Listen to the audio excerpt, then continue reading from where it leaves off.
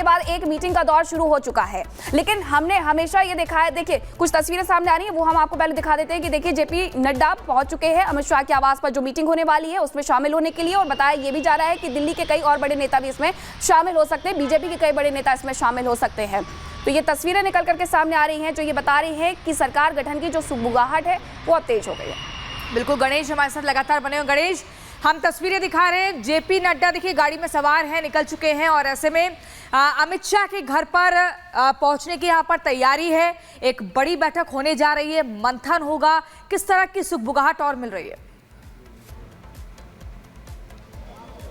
देखिए, पहली बात ये समझ लीजिए, दिल्ली में जिस तरीके से बीजेपी का लगभग 27 साल के बाद सूखा खत्म हुआ है, तो अब आगे की रणनीति तैयार की जाएगी किस तरीके से दिल्ली की जनता के लिए बेहतरी से काम हो सके। दिल्ली में जो काम रुके हुए थे उन कामों को किस तरीके से अच्छा से किया जा सके, चाहे यमुना की सफाई का हो या प्रदूषण का हो। अब उसको लेकर आपको मंथन करना पड़ेगा। बीजेपी, हम जानते हैं कि कोई भी किसी भी राज्य में अगर बीजेपी चुनाव जीतती है तो कोई भी कदम उठाने को लेकर सबसे पहले वो मंथन का दौर उसमें शुरू हो जाता है। तो इसी कड़ी में अब हम देख रहे हैं बीजेपी के जो राष्ट्रीय अध्यक्ष हैं जेपी नड्डा, गृह मंत्री अमित शाह जो बीजेपी के शीर्ष नेतृत्व में से एक है, उनसे मुलाकात करेंगे, आगे की रणनीति तैयार करेंगे और बताएंगे किस तरीके से दिल्ली का किला फतेह किया गया है। इस जगह इस पूरी मुलाकात के दौरान हो सकता है कि जो बीजेपी के बड़े नेता हैं, चाहे बीजेपी के जो अध्यक्ष वीरेंद्र सचदेवा हो, तमाम जो दिल्ली प्रदेश के इकाई के तमाम लोग हैं, वो भी इस बैठक के अंदर मौजूद हो सकते हैं। उसके बाद चर्चा की जाएगी कि किस तरीके से आगे बढ़ा जाएगा और दिल्ली में काम किया जाएगा। अगर बात किया जाए दिल्ली में बीजेपी किस तरीके से काम करती है, बीजेपी इसके बाद अपने पर्यवेक्षकों की नियुक्ति करेगी। पर्यवेक्षकों की नियुक्ति होने के बाद विधायक दल की बैठक होगी, उसके बाद कौन दिल्ली का मुख्यमंत्री होगा। बिल्कुल, और मंथन का जो दौर लगातार यहां पर इस वक्त चल रहा है और तस्वीरें हम आपको दिखाएं जहां पर जेपी नड्डा इस वक्त गृह मंत्री अमित शाह के आवास पर पहुंचे हैं। बैठकों का जो दौर है, मंथन का जो दौर है, वो इस वक्त बीजेपी में चल रहा है। राजधानी दिल्ली में सरकार बनाने को लेकर मंथन और सीएम का चेहरा आखिर कौन होगा, इसे लेकर लगातार मंथन इस वक्त चल रहा है। कई बड़े चेहरों के जो नाम हैं वो इस वक्त चल रहे हैं और ये तस्वीर जब बीजेपी के राष्ट्रीय अध्यक्ष जेपी नड्डा इस वक्त गृह मंत्री अमित शाह के आवास पर पहुंचे हैं और जहां मंथन का दौर लगातार चल रहा है। और बड़ी बात यह कि जो बैठक इस वक्त हो रही है, इसमें हिस्सा लेने के लिए दिल्ली के बड़े चेहरे जिन्होंने जीत हासिल की है, वो भी दिल्ली बीजेपी के बड़े नेता भी मौजूद यहां पर रह सकते हैं। और आगे रणनीति आखिर क्या हो, आखिर गणित किस तरीके का होगा, सरकार बनाने को लेकर कौन कौन कैबिनेट का हिस्सा होंगे, आखिर चेहरा किसे बीजेपी की तरफ से चुना जाएगा और राजधानी दिल्ली में जो वादे दिल्ली वासियों के लिए किए गए हैं उस रोड मैप को और वो संकल्प पत्र जो बीजेपी की तरफ से लाया गया था उसे धरातल पर कैसे उतारना है। प्रधानमंत्री नरेंद्र मोदी ने अपना संबोधन कल प्रचंड जीत के बाद दिया, उसमें उन्होंने कहा कि प्राथमिकता दिल्ली, राजधानी दिल्ली, उसे विकसित श्रेणी में खड़ा करना और उसी की राह पर इस वक्त बीजेपी के अंदर मंथन होता हुआ अमित शाह के घर पर इस वक्त पहुंचे हैं जेपी नड्डा, जिसकी तस्वीर हम आपको दिखा रहे हैं। तो देखिए, राजधानी दिल्ली में बीजेपी को बम्पर जीत मिली है। तमाम कार्यकर्ताओं और नेताओं की मेहनत रंग लाई है, लेकिन जनता को भरोसा पीएम मोदी की गारंटी पर है। जनता कह रही है कि मोदी का जलवा बरकरार है, क्योंकि मोदी है तो कुछ भी मुमकिन है। आखिर क्यों ऐसा कहा जा रहा है, इस रिपोर्ट में देखिए। हमने पहले हरियाणा में भूतपूर्व रिकॉर्ड बनाया, फिर महाराष्ट्र में नया रिकॉर्ड बनाया, अब दिल्ली में नया इतिहास रच गया।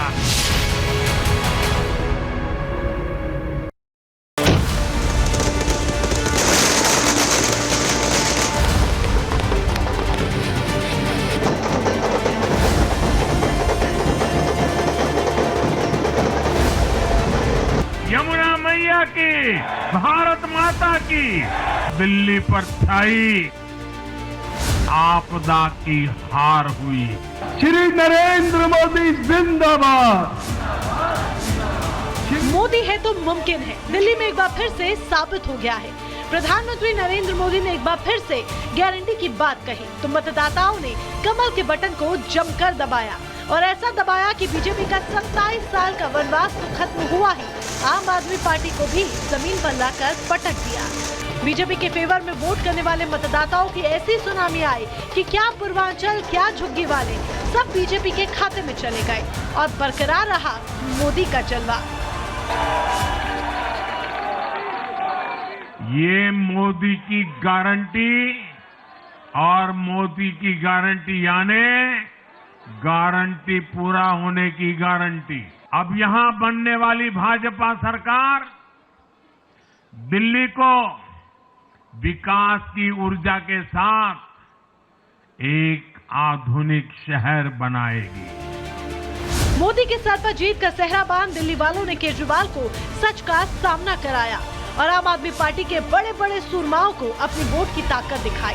उन्होंने बता दिया कि ना ही झूठे दावों वादों पर चलने वाली सरकार हमें अब चाहिए और ना ही जातिवादी और बांटने की राजनीति करने वाले चाहिए। दिल्ली के लोगों ने आपदा को बाहर कर दिया। अराजकता, अहंकार और दिल्ली पर छाई आपदा की हार हुई। आज दिल्ली की जनता ने साफ कर दिया है, दिल्ली की असली मालिक सिर्फ और सिर्फ दिल्ली की जनता है। दिल्ली में चुनाव परिणामों ने एक बार फिर से साबित कर दिया है कि आज की तारीख में पूरब से पश्चिम तक और उत्तर से दक्षिण तक अगर कोई एक इंसान है जो जनता के दिलों पर राज करता है तो वो है प्रधानमंत्री नरेंद्र मोदी। दिल्ली का ऐसा कोई क्षेत्र नहीं, कोई ऐसा वर्ग नहीं जहां कमल न खिला। मैं जहां भी गया मैं गर्व से कहता था मैं तो पूर्वांचल से सांसद हूं। ये पूर्वांचल से मेरा अपनेपन का रिश्ता, पूर्वांचल के लोगों ने इस रिश्ते को प्यार की, विश्वास की नई ऊर्जा दे दी, नई ताकत दे दी। बीजेपी के लिए दिल्ली वो किला था जो 27 साल से वो भेद नहीं पा रही थी और विरोधी दिल्ली का नाम लेकर ही बीजेपी को ललकार रहे थे। लेकिन बीजेपी के नेता ही अब नारा लगा रहे हैं, दिल्ली तो झांकी है, बंगाल अभी बाकी है।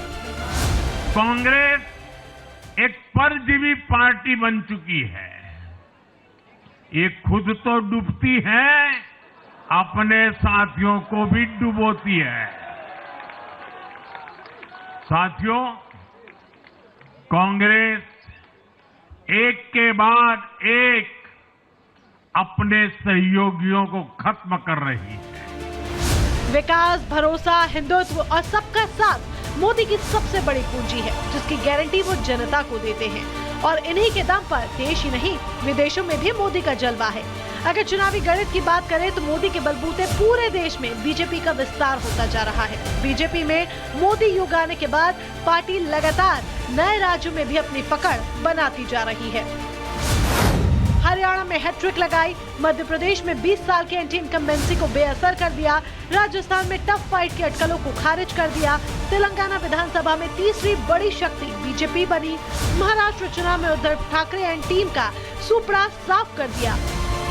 अब दिल्ली में बम्पर जीत के बाद मोदी ने फिर गारंटी दी है और कहा है जिसने दिल्ली को लूटा उसे लौटाना पड़ेगा। मैं गारंटी दे रहा हूं, पहले विधानसभा सत्र में ही सीएजी की रिपोर्ट सदन में रखी जाएगी।